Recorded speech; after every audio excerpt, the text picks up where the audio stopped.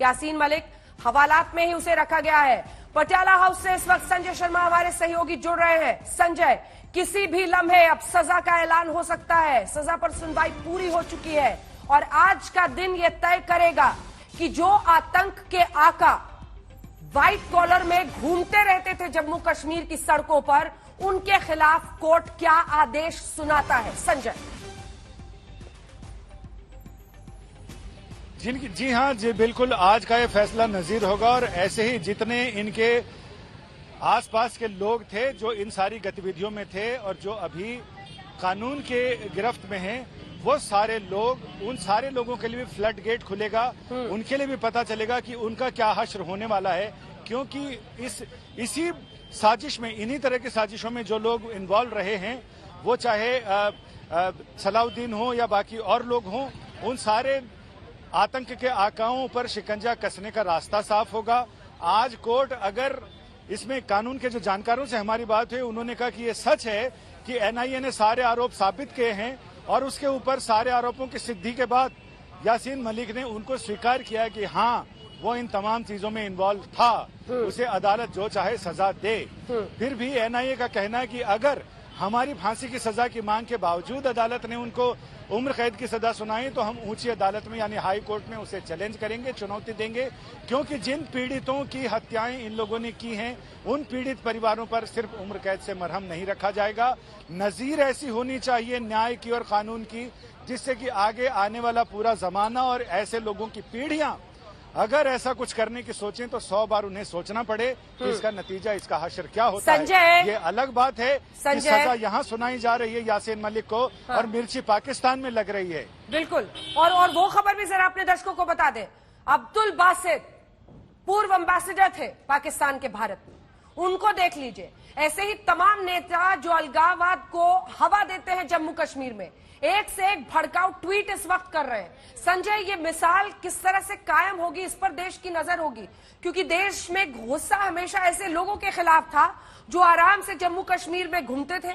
उन्हें अलगाववादी नेता कहकर बुलाया जाता था, लेकिन दरअसल वो टेरर फंडिंग कर रहे थे, जिससे मासूमों की जान जा रही थी। और यही वो लिंक है जिसको लेकर अब ये मामला बहुत सख्ती से आगे बढ़ा है। एनआईए फांसी की मांग कर रही है,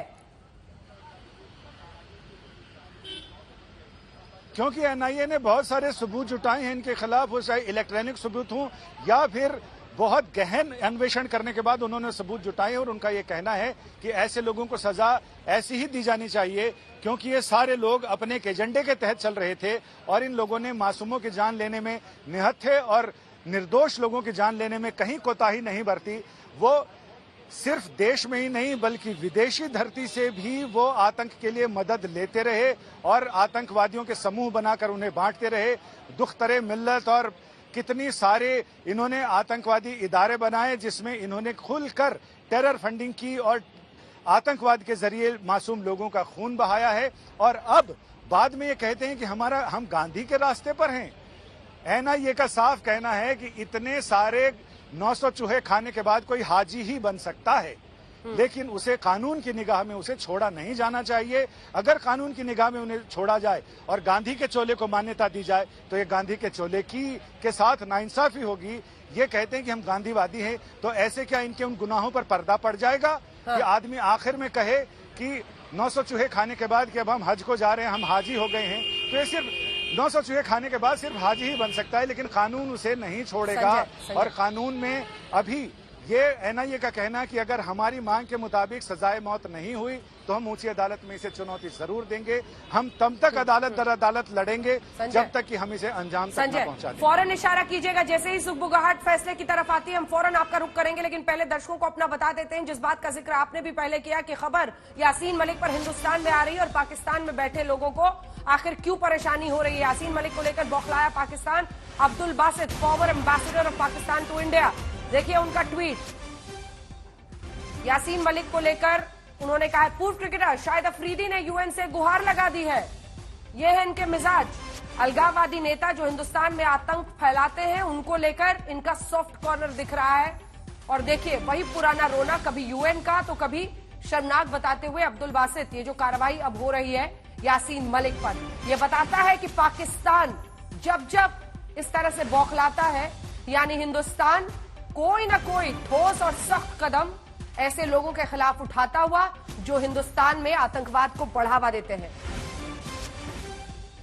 हमारे साथ गौरव भाटिया बीजेपी के प्रवक्ता भी जुड़ गए हैं और तस्लीम अहमद रहमानी साहब भी हमारे साथ यहां पर जुड़ गए हैं स्टूडियो में। लेकिन इससे पहले कि हम चर्चा की शुरुआत करें, संजय जल्दी से एक कमेंट और आपसे चाहते हैं।